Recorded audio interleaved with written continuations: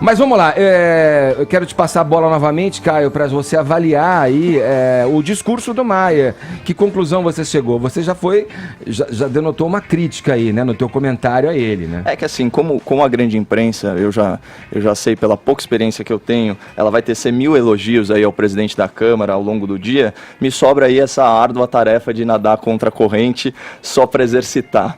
Né? Então, eu queria destacar alguns trechos muito controversos do discurso do Maia para reflexão mesmo do ouvinte. O primeiro é como ele se refere ao Centrão. Olha o que ele diz. O Centrão, essa coisa que ninguém sabe o que é, mas é do mal.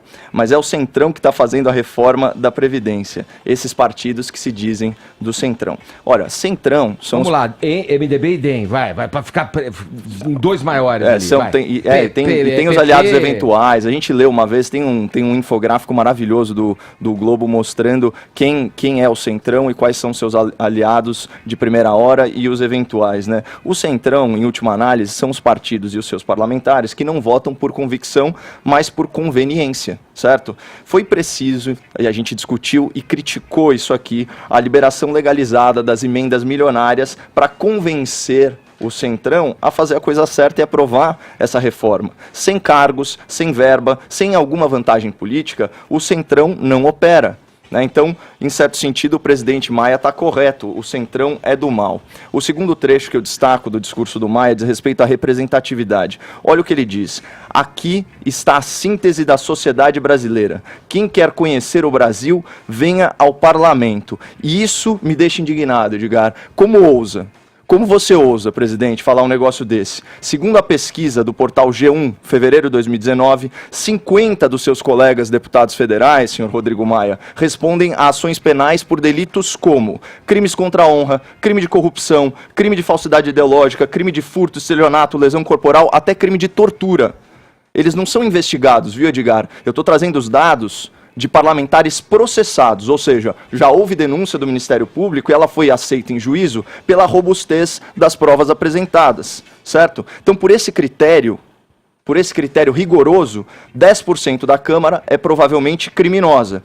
Possivelmente, esse percentual é muito, mas muito maior. E quando a gente vai pro Senado, aproximadamente 1 em cada 3 parlamentares responde a acusações criminais. São pelo menos 25 senadores. Aí eu te pergunto, né, ouvinte, de cada 3 cidadãos que você conhece, por acaso um figura como réu acusado dos crimes mais bárbaros do nosso direito penal? Evidente que não. Então é o seguinte, o Congresso ele não é reflexo, muito menos síntese da sociedade brasileira. E sabe por quê? Porque quem decide quem se candidata no Brasil e quem tem verbas de campanha são caciques políticos como o senhor Rodrigo Maia. O Brasil, a gente já falou isso aqui, ele viola os direitos humanos, ele descumpre o Pacto de São José da Costa Rica, sendo a única grande potência que não permite candidaturas independentes. Quem controla a política no Brasil são os partidos, não é o cidadão, né? Por isso que a sua frase, presidente, deveria ser reformulada. Quer conhecer o pior do Brasil? Venha ao parlamento. Terceiro ponto, ele fala da solução para o Brasil. Olha o que ele diz. Está aqui o Brasil e está aqui também os problemas do Brasil.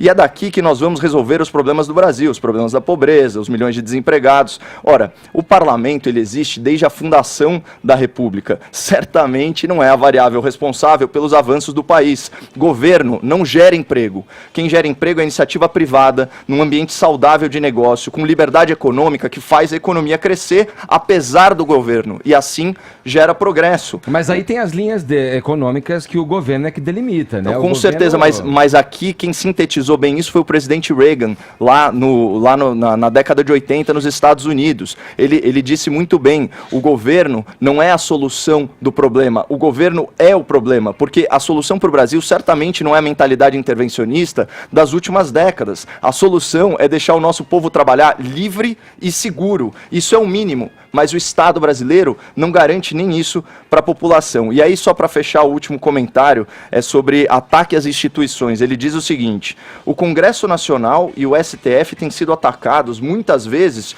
de forma exagerada. Aqui eu acho que é aquela confusão clássica de ataque com crítica. né? Ataque é outra coisa. Ataque é mandar prender um cidadão que se manifesta contra o STF num voo doméstico. Ataque é censurar matéria de revista que simplesmente está repercutindo informações de um processo público. Ataque é concentrar esforços em achar brechas legais para relaxar prisão de corrupto. Ataque é desconsiderar o texto constitucional e não caçar os direitos políticos de uma presidente impedida por crime de responsabilidade. E no seu caso, senhor presidente, enquanto parlamentar, ataque é colocar na geladeira e fatiar o principal projeto de reforma penal, estou falando do pacote anticrime, num país que vive uma crise de segurança pública, chamando o ministro Sérgio Moro de mero, abre aspas, funcionário do presidente. Por isso que, segundo o Datafolha desse mês, só 4% das pessoas confiam nos partidos políticos e só 7% no Legislativo Federal. Então, o senhor realmente acha que essa desaprovação é exagerada? Com a reforma da Previdência, vamos ser muito claro aqui, o Rodrigo Maia ele pode até fazer muito sucesso na Globo News, mas eu não recomendo que ele apareça em praça pública como nós aqui podemos fazer todo dia.